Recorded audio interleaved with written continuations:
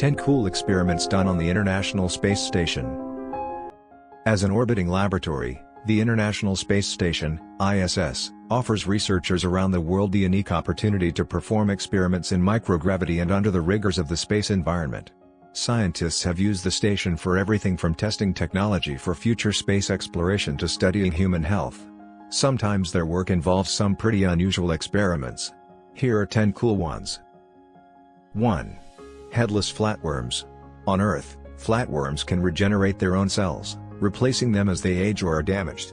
Scientists cut the heads or tails off of flatworms and sent them to the station in September 2014 to study whether the cell signaling mechanisms behind this regeneration work the same way in space as they do on Earth. The results should provide insight into how gravity affects tissue regeneration and the rebuilding of damaged organs and nerves, which is important for understanding how wounds heal, both in space and on the ground. 2. Space mice. For humans to explore deep space or live on other planets, we must learn how to deal with the effects of long-term exposure to potent space radiation, which can cause cancer and gene mutations, affecting subsequent generations. Lab mice are important tools for studying radiation effects, but currently, mice can't go to the station. So instead, this investigation will send frozen mouse embryos for a ride in space and implant them into surrogate mothers on their return to Earth. Scientists will use these space mice to study longevity, cancer development, and gene mutations. 3. Talking zucchini. In 2012, astronaut Don Pettit wrote blog posts on behalf of a zucchini plant that was grown from a seed on the space station, one of many investigations on growing greenery in space. The ultimate goal is using plants to provide oxygen and fresh produce for crews on long-term space missions. Gravity plays an important role in normal plant growth and development, though, and not only is gravity nearly non-existent in space, but plants also are affected by radiation, changes in light, and other factors of the space environment. The anthropomorphic zucchini and its blog were a way to engage students with space-based research and encourage the next generation of space station scientists. 4. Putting out the fire. Fire behaves differently in space, thanks to complicated interactions of fuel vaporization, radiative heat loss, and chemical kinetics. Effectively extinguishing flames in space depends on understanding those interactions. This investigation, performed earlier this month, tested various fire suppressants in microgravity. Researchers found that flames in space burn with a lower temperature, at a slower rate, and with less oxygen than in normal gravity, meaning higher concentrations of materials must be used to put them out. The most surprising discovery was the way heptane droplets seem to continue to burn under certain conditions even after the initial fire was extinguished.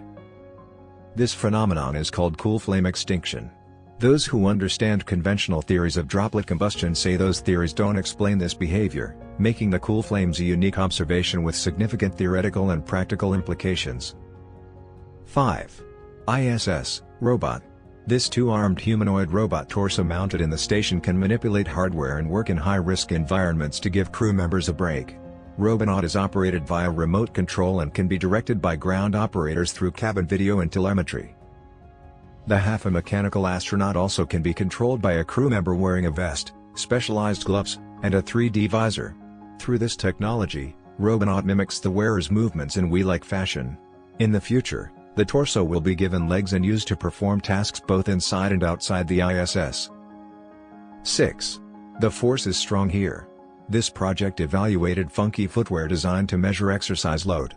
NASA developed the Advanced Resistive Exercise Device, which supplies resistance through the power of vacuum cylinders, to give crew members the ability to do weight-bearing exercise in space. Weight-bearing exercise is critical to helping reduce the loss of bone density and skeletal muscle strength that astronauts experience during spaceflight. 4 crew members exercised while wearing the high-tech, spring-bottomed sandals, which, like a kind of enhanced bathroom scale, measured the loads and the torque, or twisting force, they applied. The data will help determine the best exercise regimens for safe and effective bone and muscle strength maintenance during spaceflight. 7. Squids in space. Hawaiian bobtail squids and their symbiotic luminescent bacterium take a ride to the space station. Rather than the start of a joke, this was part of an experiment, performed in September, to look at the effect of microgravity on microbe-dependent animal development and its implications for human health.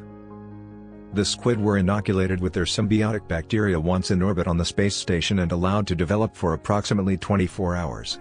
Researchers closely examined them and found that the bacteria were able to colonize squid tissue in microgravity conditions. The experiment also illustrated the feasibility of using these animals as subjects for microgravity research, so expect to see more squid in space in the future. 8. My microbes grow better than your microbes. For this project, people collected swabs of microorganisms from museums, historical monuments, football stadiums, and weird places like the T-Rex at Chicago's Field Museum, the set of the Today Show, and the Liberty Bell.